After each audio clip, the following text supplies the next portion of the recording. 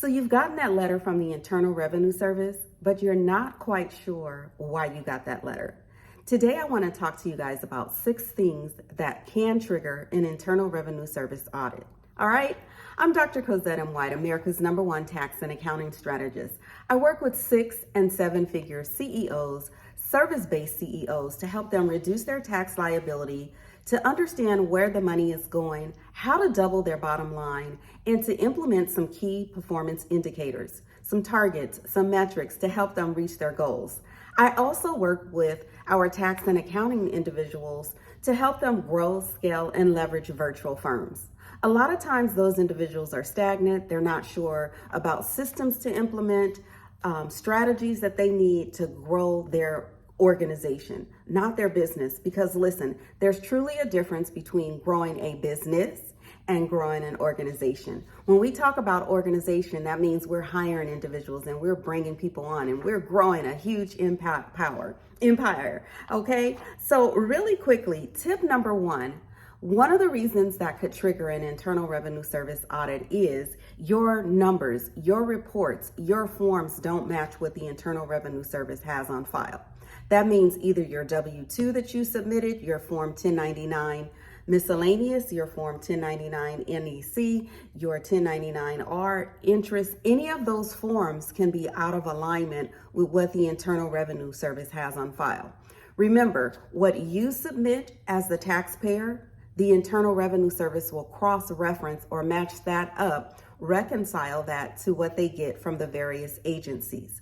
So if they have a 1099 that shows $100,000, but yet and still on your return, you show $80,000. There's a huge discrepancy.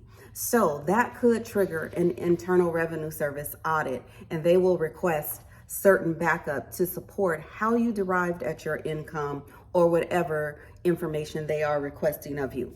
Number 2 is simply ignoring the letters. Guys, you have got to open the mail. I cannot tell you how many times I get documents from my clients and they don't open the mail. That is a pet peeve. Open the mail before you turn it over to me. How do you know what is in that document is accurate? You don't. So you got to open the mail. You got to acknowledge that you received information from the Internal Revenue Service. When you ignore the Internal Revenue Service, that says to them, okay, let's move to next measurements. And next measurements can be a lien, a levy, whatever the case. It means that they are going to take the necessary means to get the information that they want, and or they're going to apply a penalty and or fees. So open the mail, okay? Just open the mail. Number 3, I see this on a regular basis, and when I do, I often stop right in my track. I'll pick up the phone, I'll email my client. Listen, you cannot have round numbers on everything. For me, it's an immediate red flag. It tells me that you don't have an accountant, a bookkeeper, a virtual CFO that's managing your funds. It tells me that you took a guess at what you wanted to write on the supporting documentation. And guess what? Guessing is not enough. Guessing is not enough. We will not accept round numbers when it comes to entering your information into your tax return. The Internal Revenue Service will not accept it either. It is a red flag, it is an audit, it is a trigger, and they can determine that you did not have sufficient documentation to support. And to my tax preparers, if you put that into a tax return, you're just as wrong as the client who's giving you all those zeros, okay? Those round numbers. It just doesn't make sense, okay? Not enough income on a return, okay? When you have a business, you're in business to make money. It is for profit. We cannot get into this old habit of thinking that we can write off tons and tons of expenses and a little bit of income. Can I just say, in all honesty, that's like a hobby. Yes, there are occasions where businesses have a loss, where the income for the year was minimum and the business owner still continued to operate, okay? But we want to not get in the habit of not showing enough income on our income tax return, okay? Number 5, you spend or you deposited a lot of cash. Now, here's what I mean by that. And I had a client at one point that was audited because from one year to the other, they showed an excessive amount of income. Well, it was valid because the business grew. All right. So just make sure whatever you do, you always have backup to support what goes into that tax return. Despite the fact that they were audited, they had a very little liability. I think it was less than $500, and I don't even recall what it was. But make sure that you always have the support for everything that goes into your income tax return. Otherwise, it could trigger a audit. All right.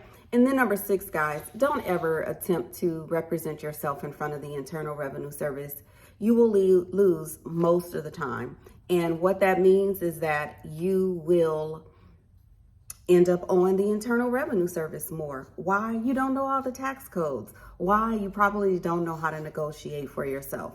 All right. So listen, let me go ahead and recap these one more time. Number 6, don't try to represent yourself before the Internal Revenue Service. Number 5, yes, you can initiate a trigger or initiate a red flag if you have deposits that are higher or much lower than previous years. Yes, it could trigger a red flag for the Internal Revenue Service to ask additional questions. Number 4, not showing enough income on your tax return. You got to show the income, otherwise you will be deemed or could possibly be deemed as having a hobby, an expensive hobby, okay? Number 3, you have round numbers in your tax return, all zeros. It's a red flag. I don't even put them in there. I stop my taxpayers before I get too far in the return and say, hey, something looks odd here. Did you just guess on these numbers? Or do you have valid backup to support? And then I spot check a few of them. And then number 1 is your tax documents don't match to what the Internal Revenue Service has on file. All right. So if you need help with your return, if you need help with a professional that has been doing this, understands the tax codes, I educate others, then I would love to bring you on as a client. We practice in all 50 states.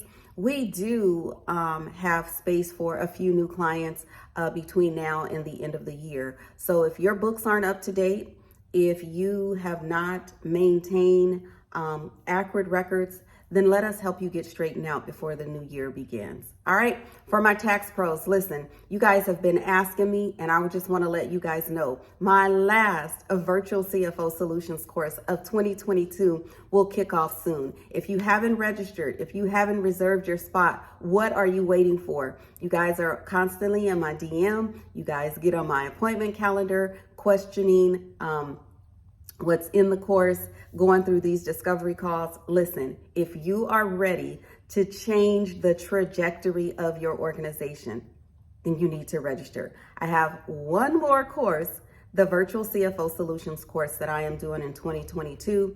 Otherwise, you'll have to get on board in 2023. I want to see you. I want to train you. I want to empower and inspire you. All you got to do is click the link in this thread to register. All right, you guys have yourselves an